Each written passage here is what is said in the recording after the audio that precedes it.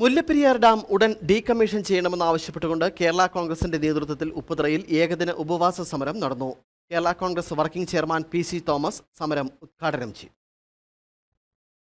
കാലപ്പഴക്കം കൊണ്ട് തകരുന്ന അവസ്ഥയിലായ മുല്ലപ്പെരിയാർ അണക്കെട്ട് പുനർനിർമ്മിക്കുക എന്ന ആവശ്യം മുൻനിർത്തിയാണ് കേരള കോൺഗ്രസ് സമരരംഗത്തേക്ക് കടക്കുന്നത്. ജനങ്ങളുടെ ആശങ്ക വർദ്ധിച്ച സാഹചര്യത്തിൽ കേന്ദ്ര സംസ്ഥാന സർക്കാർ യാതൊരു പരിഹാരവും മുന്നോട്ട് വയ്ക്കുന്നുമില്ല.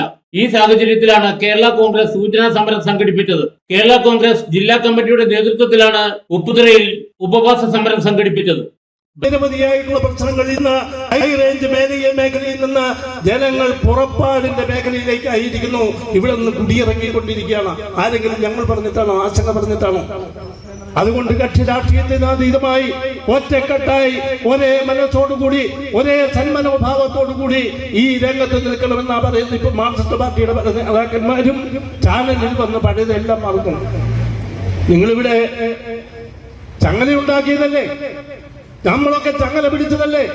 കേരളത്തിൽ ചങ്ങല പിടിച്ചതല്ലേ? മുല്ലപ്പെരിയാർ പുതിയ ഡാം വേണമെന്ന് പറഞ്ഞുകൊണ്ട് ഇപ്പം 10 വർഷം കഴിഞ്ഞപ്പോൾ 15 വർഷം കഴിഞ്ഞപ്പോൾ ഡാമിന്റെ വില കൂടിയോ? പറയണം.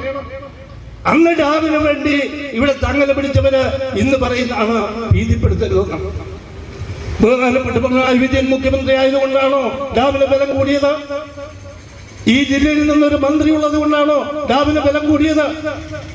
കേരള കോൺഗ്രസ് ജില്ലാ പ്രസിഡന്റ് പ്രൊഫസർ എം.ജെ. ജേക്കബ് അധ്യക്ഷത വഹിച്ചു. Advocate Thomas Peruman, Abu Joseph, Varghese Vettiyankal, M J. Kurian, Sabu Vengavely, Saju Pattarumpadam, Joy Kochukarott, Josekutty Thazhathuveettil, O T. John Olikkara, Cherian P. Joseph, advocate Shine Vadakkekara, Binu John, Varghese Sariya, Joy Kudakkachira, Pappa Poomattam, Sunny Thengumpallil, C T. Amos, Congress Kerala Congress നേതാക്കൾ, പ്രവർത്തകർ എന്നിവർ നേതൃത്വം നൽകി.